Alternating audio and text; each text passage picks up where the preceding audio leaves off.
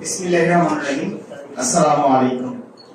আমার শ্রদ্ধেয় বড় ভাই বাবলু ভাই সুন্দর কথা বললেন।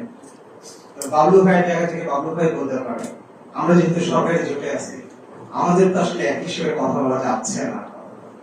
তারপরে আমি একটু সাহস পেয়েছি আমাদের হারুনুর রশিদ ভাইকে দেখে, ওনারাও তো সরকারি জোটে আছেন। এখন ফিরে দেখা জুলাইয়ের কথা যদি বলি, এখানে যে তরুণ যুব নেতারা বসে আছে, আমার সৌভাগ্য হয়েছে ফ্যাসিবাদের এই দীর্ঘ সময় তাদের সঙ্গে রাজপথ থেকে তাদের কাঁধে মিলিয়ে ফ্যাসিস্ট স্বৈরাচার হাসিনার পতনের জন্য কাজ করবার ক্ষুদ্র একজন কর্মী হিসেবে আমি তাদের সঙ্গে রাজপথে থেকেছি। আন্দোলন সংগ্রামে আমি তাদের পাশে থাকবার চেষ্টা করেছি, পাশে থাকতে পেরেছি। এবং আজকে যেই বাংলাদেশ যুব খেলাফত মজলিস, সেই সময় বাংলাদেশ যুব খেলাফত মজলিসের বেশ কয়েকটি প্রোগ্রামে আমার আসার সুযোগ হয়েছে। আল্লামা মামুনুল হক, তিনি অত্যন্ত আমার একজন প্রিয় ভাজন, শ্রদ্ধেয় মানুষ।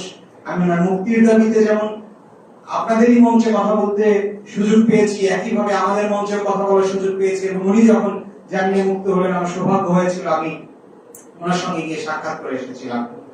তা আজকে যখন এই জুলাই পরবর্তী সময় আমরা আজকে 26-এ এসে দাঁড়িয়েছি, আমাদেরকে ভুলে গেলে চলবে না একটি বাংলাদেশ, আমরা যে সুখী সমৃদ্ধির বাংলাদেশের কথা বলি, আমরা যে চেতনার বাংলাদেশের কথা বলি, সাম্য মানবিক মর্যাদা সামাজিক সুবিচারের বাংলাদেশের কথা বলি, সেই বাংলাদেশ গড়তে শুধুমাত্র 2 বছরের মধ্যে আমাদের সেই বাংলাদেশ গড়া সম্ভব নয়। একটি 5 মাসের 6 মাসের সরকার কখনোই আমাদের যে জুলাই সনদের দীর্ঘ আকাঙ্ক্ষা, সেই আকাঙ্ক্ষা বাস্তবায়নের জন্য যথেষ্ট সময় নয়। এবং এই সরকার 5 বছরে যেটা বাস্তবায়ন করতে পারবে সেটিও আমরা বলতে পারছি না। এই বাস্তবায়নের জন্য আমাদের দীর্ঘ পথ পাড়ি দিতে হবে। এখনই যদি আমরা জুলাইয়ের শক্তিগুলো ঐক্যবদ্ধ না থেকে একজন আরেকজনের প্রতি বিষোদ্গার করি, একজন আরেকজনের প্রতি নিন্দার তীর ছুড়ে দেই, আমাদের মধ্যে যদি বিভাজন তৈরি হয়, তাহলে নিশ্চিতভাবে বলা যায় এখানে তৃতীয় শক্তি হিসেবে অনেক ধরনের শক্তি যেমন ঢুকবার সুযোগ পাবে, একইভাবে এখানে ফ্যাসিস্ট পতিত স্বৈরাচারের শক্তিও পুনরুজ্জীবিত হওয়ার শক্তি পাবে। অতএব আজকে এখানে যদি অন্য কোনো বিষয়ে কোনো সমাবেশ হতো, আজকে যদি সরকারের বিরুদ্ধে অন্য কোনো সমাবেশ হতো, হয়তো আমরা অনেকেই এখানে আসতে চাইতাম না বা আসতাম না। কিন্তু শুধুমাত্র জুলাই প্রশ্নে আমরা যে এক এবং অভিন্ন, এর জন্যই কিন্তু আমরা এখানে চলে এসেছি। আগামীতেও এই জুলাইয়ের আকাঙ্ক্ষা বাস্তবায়নের জন্য আমরা অবশ্যই ঐক্যবদ্ধ থাকবো। এখানে আমার একজন ভাইকে আমি শুনলাম, তিনি জুলাইয়ের শহীদদের বর্ণনা দিচ্ছিলেন। এগুলো তো আমাদের চোখের সামনে জজল্যমান। কত রক্ত পেরিয়ে, কত জীবন পেরিয়ে, কত অন্ধত্ব, কত পঙ্গুত্ব, এই রাস্তা পেরিয়েই তো আজকে আমরা এখানে এসেছি। আজকে আমরা যে কথাগুলো বলতে পারছি, আমাদের যে বাক স্বাধীনতা আমরা উপভোগ করতে পারছি, আমাদের জান, জবান, ভাব ও ভোটের অধিকার প্রতিষ্ঠিত হয়েছে। আমরা এই জায়গায় দাঁড়িয়ে আমরা যদি নতুন করে নতুন বাংলাদেশের স্বপ্ন না দেখি, আমরা এখন দেখেন আমাদের অবস্থান ভিন্ন হতে পারে। আপনারা বিরোধী দলে আছেন, আমরা সরকারি দলে আছি, ওদের অবশ্যই আমাদের দৃষ্টিভঙ্গিও ভিন্ন হবে। আপনারা বিরোধী দলে থেকে যে দৃশ্যপট দেখেন, আমরা সরকার দলে থেকে নিশ্চয়ই সেই দৃশ্যপট দেখি না। কিন্তু জনগণের অধিকারের প্রশ্নে, জনগণের সাম্য মানবিক মর্যাদা সামাজিক সুবিচারের প্রশ্নে, জনগণের ভাত ভোট যান জবানের প্রশ্নে আমরা তো এক এবং অভিন্ন।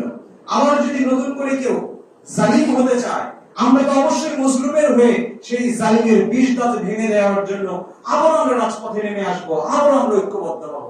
কিন্তু আমরা খুবই আফসোসের সঙ্গে দেখি, শুধুমাত্র সরকারি দল হওয়ার কারণে, শুধুমাত্র সরকারে থাকবার কারণে, সরকারের জোটে থাকবার কারণে আমরা এমন কিছু সমালোচনার সম্মুখীন হই যেটা আমরা সভ্য সমাজে আলোচনা করতে পারি না, যেটা আমরা আমাদের পরিবারের মানুষের সঙ্গে আলোচনা করতে চাই না, যেটা আমরা আমাদের সহোদরদের সঙ্গে আলোচনা করতে চাই না, যেটা আমরা আমাদের বন্ধু মহলে আলোচনা করতে চাই না।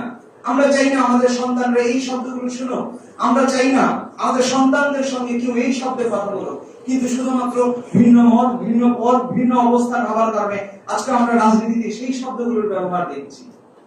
আমরা তো ইসলামের শক্তির কথা বলি, আমরা ইসলামের শান্তির কথা বলি, আমরা সালাত কায়েমের কথা বলি, ইসলাম কায়েমের কথা বলি। যে ইসলাম আপনাকে শান্তির পথে আগায়, যে ইসলাম আপনাকে শান্তি প্রতিষ্ঠার কথা বলে, যে ইসলামটা আমাদের সম্পূর্ণ জীবন বিধান, সেই ইসলাম কি এই ধরনের শব্দগুলোকে সমর্থন করে? যদি সেটা না করে তাহলে আমরা কেন তাদেরকে শেখাতে পারছি না? নতুন বাংলাদেশ, সমৃদ্ধি বাংলাদেশ, জুলাইয়ের বাংলাদেশে এই ধরনের শব্দ, রাজনীতিতে এই ধরনের শব্দ ব্যবহার হবে, এটাই কি আমরা চেয়েছিলাম? এর জন্য কি এত রক্তের পথ, এর জন্য কি এত আহত, এর জন্য কি এত অন্ধত্ব? অতএব আমাদেরকে নতুন করে ভাবতে হবে আমরা কোন বাংলাদেশ চাই। আমরা যে বাংলাদেশ চাই সেই বাংলাদেশটা আমার থেকে শুরু করতে হবে। ইসলাম যেমন বলে যে আপনার কথা এবং কাজ দ্বারা যারা নিরাপদ থাকবে, অপরজন আপনার কথা এবং কাজ দ্বারা নিরাপদ থাকবে। অতএব আমরা যারা রাজনীতি করি আমাদের পথ মত ভিন্ন হতে পারে, তবে আমাদের কথা এবং কাজ দ্বারা যাতে আমাদের অপর ব্যক্তি নিরাপদ থাকে। আপনাদের সবাইকে আমার ধন্যবাদ জানাচ্ছি। জুলাইয়ের যে চেতনা, সেই চেতনা বাস্তবায়নের জন্য, জুলাইয়ের স্বপ্ন বাস্তবায়নের জন্য আমরা অবশ্যই এক ও অভিন্নভাবে ভবিষ্যতের পথে এগিয়ে যাব এবং বাংলাদেশকে ভাত ভোট জান জবানের অধিকার প্রতিষ্ঠার পথে আমরা এগিয়ে যাব ঐক্যবদ্ধভাবে। সবাইকে আবারও বাংলাদেশ যুব অধিকার পরিষদের পক্ষ থেকে সংগ্রামী অভিবাদন জানিয়ে আমি আমার বক্তব্য শেষ করছি। আসসালামু আলাইকুম ওয়া রাহমাতুল্লাহ।